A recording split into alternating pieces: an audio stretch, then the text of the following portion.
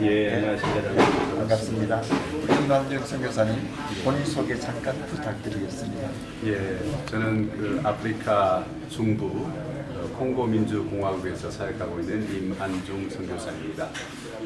본래 그 인도 선교사로 14년간 사역을 하다가 하나님께서 콩고 민주공화국을 인도하셔서 1년 전에 지금 콩고 민주공화국에 오셔서 지금 한참 적응하고 또 사역을 이제 여러 가지를 준비하고 있는 단계에 있습니다. 어떻게 선교사로 시작하시게 되셨는지? 사실 저는 뭐 신학교 시절부터 이제 선교에 대한 관심은 있었지만 그 제가 선교사로 나가겠다 이런 생각은 전혀 하지 않았습니다. 제 아내가 선교에 대한 비전을 가지고 고등학생 시절부터 선교단체에서 훈련받고 또 선교사로 서원을 했습니다. 그러면서 저와 결혼하면서 하나님께서 명하시면 어디든지 갈 수 있겠느냐고 저한테 묻으시더라고요. 그때 이제 제가 목회자로서도 당연히 그렇거니와 그리스도인이면 하나님께서 보내시는 곳 어디든지 가야 되지 않겠느냐 이렇게 대답을 했습니다. 그래서 제 아내가 선교도 갈 수 있겠느냐 이렇게 물어보더라고요. 그래서 선교는 생각은 안 해봤는데 하나님이 가라고 하시면 가야죠. 이렇게 대답을 했죠. 그래서 이제 결혼을 하게 됐는데 결혼하고 나서는 이제 제가 부교역자로 계속 한 10여 년 동안 교회에서 열심히 사역하고 그러다가 이제 제가 아이가 둘이 이제 벌써 초등학교에 들어가고 그럴 나이가 됐는데 제 아내가 그때까지도 선교에 대한 꿈을 품고 있더라고요. 그러면서 제 아이들을 이제 우리는 계속 못 나가고 이렇게 있는데 아이들이라도 선교 비전을 심어주겠다 해가지고 6살 난 아이를 킹스키즈라고 하는 그 예수전도단 그 훈련에 참가시켜서 캄보디아로 6살 난 아이를 단기 선교를 보냈어요. 목사님은 사역하고 계시는 중에 부목사로 있는 중에 뿐만 아니라 이제 그 외에도 뭐 여러 가지 단기 선교가 있으면 제 아내가 아이들을 데리고 함께 참여하고 이런 일들이 계속 있었고요.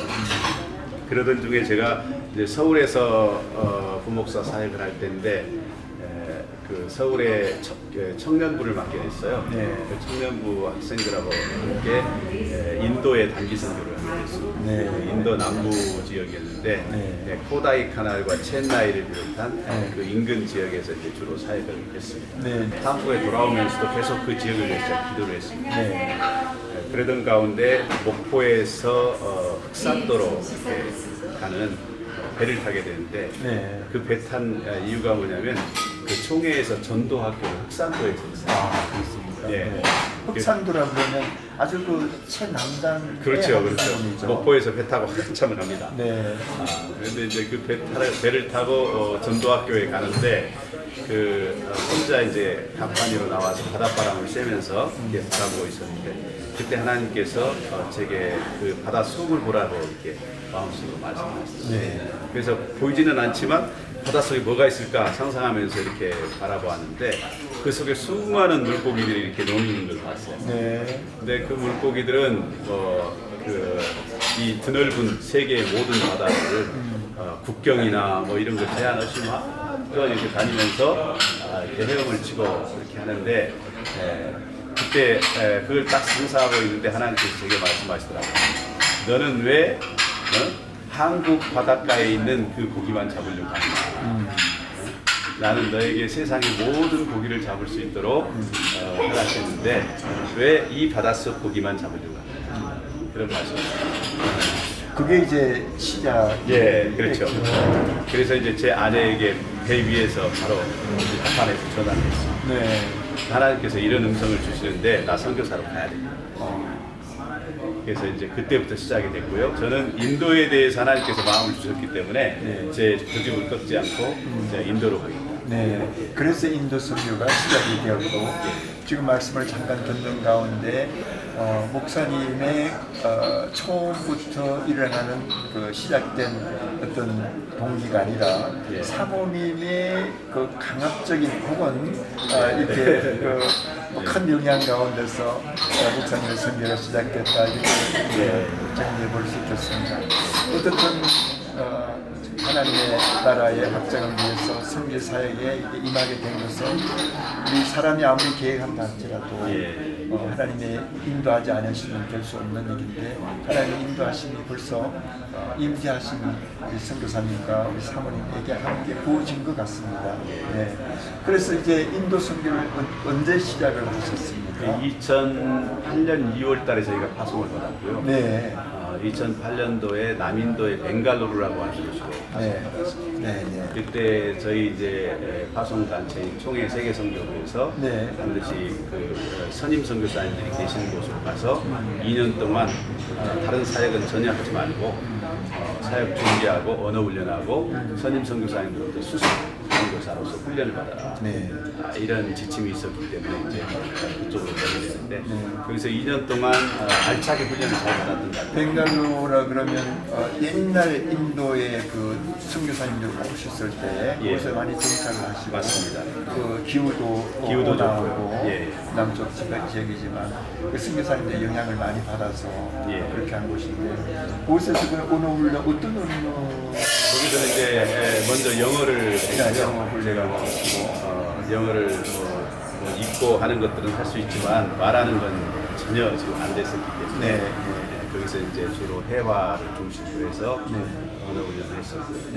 그리고 이제 특별히 우리 총회 세계선교부에서는 그 현지 문화와 또 현지 선교 역사, 그다음에 지금 현재 선교 상황 이런 것들에 대해서 아주 관심 있게 공부하도록 지시를 그 당시 때 그러면 공부하셨을 때가 약 한 14년 정도 되겠죠. 2008년 9년, 2008년 9년 이때 주로 했었고요. 그다음에 2010년도에는 저희가 그 벵갈루루라고 하는 지역이 물론 좋은 지역이긴 하지만 그때 당시 한국 선교사님들이 굉장히 많아서 그래서 사역들이 다 중복이 되고 또 심지어는 사역지도 중복이 되고 선교사들끼리 서로 이렇게 좀 좋지 못한 그런 관계가 생기는 그런 불상사를 있고 그래서 저희는 선교사가 너무나 부족하고 복음화율이 1%가 되지 않는 북인도 지역에 삽니다. 오, 그러셨구만요. 2년간 언어 훈련을 받으시고 그다음에 선임 선교사님으로부터 여러 가지 선교사로서의 그 사역들을 잘 터득하신 후에 이제 단독으로 선교한 곳은 북인도로 가셨다는 말씀이셨습니다. 북인도 어느 지역에 가셨어요? 제 아내하고 저희 아이들까지 다 해가지고 기차로 북인도 전역을 이렇게 여행을 했습니다. 그러면서 이제 하나님께서 저희에게 가장 큰 도전을 주시고 감동을 주셨던 것이 인도의 펀잡 지역이라고 하는 곳입니다. 펀잡은 파키스탄하고 국경을 이루고 있는 인도 북서부 지역인데요. 카시미르 바로 밑에 있는 지역. 카시미르는 늘 뉴스에 많이 나오죠. 파키스탄하고 인도하고 전쟁을 하는 그런 곳이고 펀잡 같은 경우는 이제 시크교와 힌두교가 세력 균형을 이루고 있는 곳입니다. 그래서 북인도에서도 상대적으로 이렇게 숨쉴 구멍이라고 얘기합니다. 북인도가 그야말로 기독교가 숨쉴 구멍이 없을 정도로 힌두 세력에 의해서 아주 짓눌려 있는 그런 가운데 그래도 세력 균형이 이루어지고 또 서로 간의 견제가 되기 때문에 힌두교도들이 기독교를 핍박하는 그런 일들이 별로 없습니다. 일단 거기에서 제자들을 양성하고 또 선교사를 훈련해서 북인도 복음화를 위해서 파송하는 그런 일들을 하셨다. 그렇게 해서 담겨있고 거기서 초기에는 이제 그런 제자 훈련 사역, 그 다음에 슬럼 지역 사역, 빈민가 사역, 민민가 사역 이런 것들을 이제 주로 했었고요. 그러면서 이제 한 1년 정도 지나서 저희가 이제 목회자 훈련 사역. 이제 그 2010년, 11년 이 여간에 이제 인도의 주 언어인 힌디어를 열심히 공부했고 영어와 힌디어로 인도 펀잡주에서 목회자 훈련을 하게 되는데 이 목회자 훈련은 저희들이 사실 우리의 능력이나 또는 우리의 네트워크를 가지고는 할 수가 없어요. 그렇죠. 그래서 그곳에 이제 EFI라고 하는 이제 인도 복음주의 협회 이렇게 우리가 한국어로 번역할 수 있는 있는데 이반젤리칼 펠로우십 인디아 그런 인도에서 가장 큰 교회와 선교단체 연합교회 여기 한 5만여 교회가 지금 소속이 있고 선교단체가 600개 정도 선교단체가 그 EFI의 북서인도 총무인 아이작이라고 하는 그런 형제가 있는데 이분하고 같이 이제 저희가 사역하게 됐습니다. 있습니다.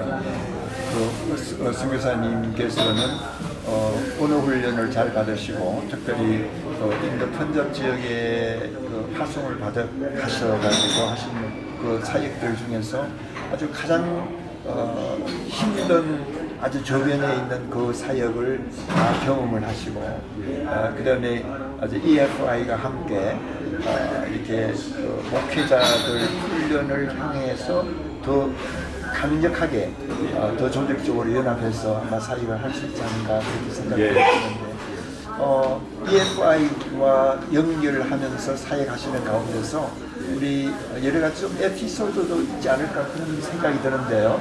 혹시 잊지 못하실 그런 기억에 남는 그런 얘기들을 좀 한번 해주시면 감사하겠습니다. 일단은 펀잡이라고 하는 지역이 1907년도에 우리나라 평양 대부분 그렇죠. 그 시기에 펀잡에서 펀잡 부흥운동 지금 세계 교회사에 기록되는 아주 큰 사건이에요. 그래서 미국의 존 하이드라고 하는 선교사님, 감리교 선교사님이신데요. 이분이 이제 펀잡에 오셔서 다른 선교사님과 함께 여러 가지 사역을 진행하는 중에 하나님 기도의 영을 보여주셨어요. 그래서 이분이 기도 사역을 아주 열심히 뜨겁게 하면서 선교사들부터 이제 기도 그룹이 형성이 되고 그 다음에 현지인 지도자들이 기도 그룹을 합시하고 하면서 펀잡 지역 전역에 엄청난 부흥들이 일어났습니다. 그래서 인더스강 유역을 중심으로 해가지고 그때 당시에 한 5천여 교회가 세워졌어요. 그런데 이제 안타깝게도 그런 그룹들이 대부분 인도 사회에서 가장 밑바닥이었어요. 가장 가난하고 또 사회적으로 차별받고 또 교육이라든가 이런 혜택을 전혀 받지 못하는 그런 계층에 속하는 분들이에요. 그렇지만 그분들이 주님을 사랑하는 마음, 또 헌신, 주님께 헌신하는 그런 마음들은 너무나 뜨겁고 간절했어요. 근데 제가 이제 펀잡 교회들을 쭉 순회하면서 그런 분들을 많이 만났습니다. 그런 분들의 공통적인 바람이 있었는데 뭐냐면 자기들이 이렇게 인도의 교육제도로 따지면 10학년을 졸업해야 대학을 갈 수 있고 신학교를 갈 수 있어요. 그런데 자기들이 가정 형편이 어려워서 10학년 공부를 못했다. 그래서 자기들은 펀잡어만 단순히 읽고 쓸 줄 알고 또 어떤 신학 공부라든가 이런 것들을 전혀 받아본 적이 없다. 성경에 대해서도 자기들이 너무 모른다.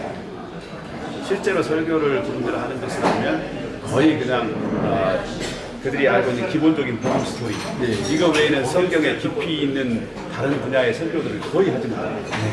그러니까 그 EFI라고 하는 그 선교사 단체를 통해서 방문하게 되고 목회자들의 훈련이 가장 절실한 그때에 목사님께서 거기와 관련돼서 많은 사역들을 하신 거죠. 그래서 이제 펀잡에 그런 교회들이 한 2,000개 교회가 있습니다. 가정교회 형태이기도 하고 어떤 교회는 이제 교회 건물이 있기도 하고 그래서 이제 그런 교회를 지역별로 펀잡에 총 16개 주가 있습니다. 이게 주가 아니고 이쪽에 디스트릭이죠.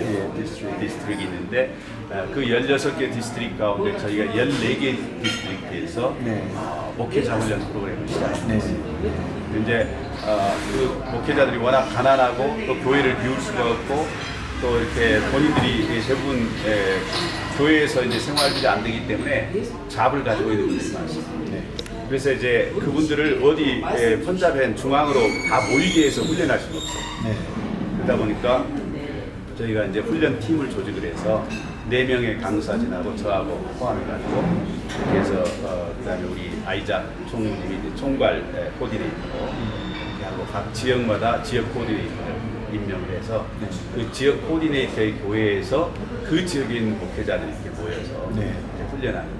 그래서 저희들이 한 달에 한 번씩 그 지역을 쭉 순회하는 그 선교사로서 현지에 있는 로컬 리더십들과 함께 현지에 있는 미셔너리들을 훈련시키고 한 것도 굉장히 큰 사역 같아요. 참 훌륭한 사역 같습니다. 굉장히 그때 그 사역이 저로서는 이제 목회자 훈련 사역에 대한 꿈은 있었지만 어떻게 해야 될지 모르는 상황에서 하나님께서 좋은 그런 동역자들 만나게 하시고 또 좋은 그 기관하고 인도의 최고의 기관이죠. 그렇죠. 거기하고 연합해서 그 사역을 진행함으로써 저 혼자는 도저히 감당할 수 없는 정말 놀라운 그런 사역을 하나님이 할 수 있도록 도와주셨습니다. 제가 생각할 때 선교사님께서 인도의 마음을 품고 선교의 마음을 품고 오시기 전부터 신학교에 계시했을 때부터 어떤 티칭하는 거라든지 또 리더십들을 길러내는 그 일에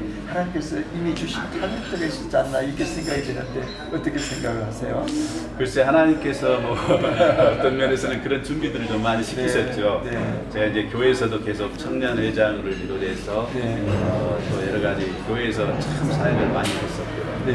그리고 이제 특별히 군대에서 제가 학사장교로 복무하면서 여러 가지 행정적인 일이라든지 그런 어떤 일들을 기획하고 평가하고 진행하는 그런 일들을 계속 해왔기 때문에 펀잡에서도 그런 사역을 전체적으로 세팅하는 데 있어서 그분들은 어떤 그런 디테일하고 폭넓은 그런 분야를 보지 못합니다.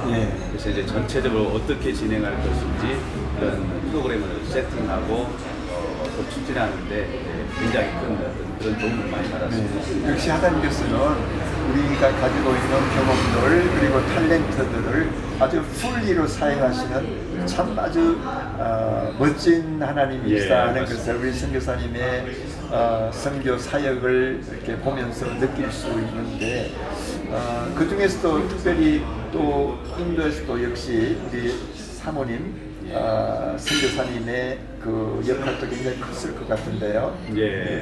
하여튼 저희가 그 펀잡의 전 지역들을 다니다 보니까 이게 저희는 이제 참비가르라고 하는 펀잡의 주도에 살고 있어요. 주도에서 그 반대쪽 저희는 이제 동쪽 끝에 살고 있었는데 서쪽 끝에도 우리 훈련 지역들이 있어요. 거기까지 가려면 막 운전을 기본적으로 6시간씩 해서 가야 되고 또 6시간씩 운전해서 돌아와야 되고 또 중간에 루디아나에 이제 우리 스태프들이 주로 살고 있는데 루디아나는 펀잡에서 가장 큰 도시입니다. 거기를 이렇게 거쳐서 스태프들을 태우고 사역지에 가고 또 내려주고 또 돌아오고 굉장히 하루에 뭐 어쩔 때는 12시간 이상씩 운전을 해야 됩니다. 그런 많이 있었죠. 그러니까 거기서 한 교육을 5시간 정도 하거든요. 5시간 훈련하고 돌아오는데 오며 가면 시간이 12시간 넘게 걸립니다. 그렇죠. 그런 이제 먼 길을 다닐 때 혼자는 정말 위험한데 아내가 많이 동행해주고 또 옆에서 건강도 챙겨주고 또 거기 가면 이제 목회자 부인들이 있어요. 그 부인들을 격려해주고 또 이렇게 하는 그런 사역들을 제야 합니다. 많이 담당하시거든요. 선교 현장에 갈 것 같으면 역시 선교사님이 하시는 사역이 굉장히 중요하긴 하지만 내주하시는 사모님의 사역이 더 중요할 때도 있고 특별히 인도 같은 경우에는 여자들에게 남자 목사님 혹은 선교사님이 다가갈 수 없는 그런 상황에는 우리 사모님께서 또 여자들의 그 사역들을 잘 돌봐주는 그런 일들을 함으로써 더 이렇게 시너지 효과를 내는 그런 일들이 많이 있으시겠죠. 그 당시 때 그 자녀들이 계시다고 했는데 자녀는 아들만 둘인데요. 아들 둘인데 근데 같이 아셨나요? 처음에 이제 벵갈로르에 있을 때 같이 지냈었고요. 그때는 제 아이들이 이제 한국으로 말하면 중학교 기간이기 때문에 거기서 이제 저희가 북인도로 올라오면서 펀잡에 거기에 아이들이 공부할 만한 그런 학교를 찾기가 어렵죠. 일단은 뭐 외국 학생들이 우리 아이들은 인도에서 처음부터 잘한 게 아니고 6학년 졸업하고 중학교 막 들어갔을 때 그때 이제 왔기 때문에 굉장히 아들이 사춘기고 여러 가지로 힘든 부분이 많이 있었습니다. 근데 이제 거기에 머슬이라고 하는 선교사 자녀학교가 있고 우드스타스라고 하는 선교학교가 있어요. 거기에 이제 아이들을 보냈고 저희 집에서 차로 이렇게 이동하면 4시간 반 정도 걸리는데 그곳에 이제 아이들이 공부하고 있었고 저희도 이제 부부가 함께 계속 공부하고 그렇습니다. 우리 선교사님들의 선교 사역이 얼마나 힘든가 하는 그 일에 대해서는 선교 사역의 사역지에 실제 나와보지 않으신 분들 잘 알지 못합니다. 특별히 선교사님은 열정을 가지고 복음을 향해서 많은 사람에게 그리스도의 사랑을 나눠주기를 원하지만 특별히 가정을 가진 자녀들에 대한 교육은 우리 한국 부모님이라면 누구든지 가질 수 있는데 안타까운 마음을 가지고 있었지만 그러나 좀 떨어지게 살게 했지만 그러나 자녀들 그러한 어려움 속에서도 잘 교육을 받으셨죠. 지금 현재 자녀들 어떻게 되어 있습니까? 지금은 이제 둘 다 대학을 졸업했고요. 대학을 졸업하고 큰애는 처음에 미국으로 학교를 갔다가 2년 정도 거기서 공부를 했습니다. 풀 스칼라십을 받고 이제 동부의 그 고든대학교라고 하는 아도니람 저드슨 선교사님이 세운 학교 거기에서 이제 공부를 하다가 그때 팬데믹이 오기 직전에 이제 그 미국의 트럼프 대통령이 유학생들에 대한 여러 가지 제재를 하고 그러면서 미국에서 취업도 전망도 좀 어렵고 그렇고 또 이제 본인이 그 학비는 안 들어가더라도 기숙사비라든가 다른 비용들이 저희가 감당하기가 좀 힘들 만큼 이렇게 좀 많다는 걸 알고 그냥 한국에 하겠다. 그래서 이제 편입시험을 봐서 한국대학교에 입학을 할 계획이고 둘째는 이제 한동대학교 포항에 한동대학교에 열심히 학교에서 거기에서 이제 공부해서 지금은 둘 다 이제 취업을 했고요. 큰 아이는 KT 거기 정규 채용 공채에 합격을 해서 여기 2년째 지금 일하고 있고 둘째는 이제 크래프톤이라고 하는 한국의 게임 소프트웨어 거기에서 이제 일하고 있습니다. 그러니까 컴퓨터 엔지니어로 일하고 있구만요. 참 지나간 세월들이 자녀들 교육을 시킬 수 있는 것은 안타까운 일들도 많이 있지만 그러나 하나님께서는 결코 선교사님의 자녀, 목회자들의 자녀들을 그냥 두지 않으시고 잘 길러주셔서 지금 같은 그런 좋은 결과가 있지 않았나 이렇게 생각을 해봅니다. 목사님 처음에 저는 홍보에 대한 얘기를 좀 나누려고 했는데 그 인도에 오래 계셨기 때문에 인도의 선교 사역을 나눴고요. 이제 다음 시간에 한번 만나서 그 홍보에 대한 지금 현재 얘기들을 좀 나누면 좋을 것 같습니다. 목사님, 선교사님 이렇게 인도의 선교를 시작한 그때와 그 상황들 그리고 자녀들의 그 교육을 이르기까지 여러 가지를 좀 나눠주시죠. 대단히 고맙습니다. 다음에 만나서 콩고 얘기 좀 듣겠습니다. 감사합니다.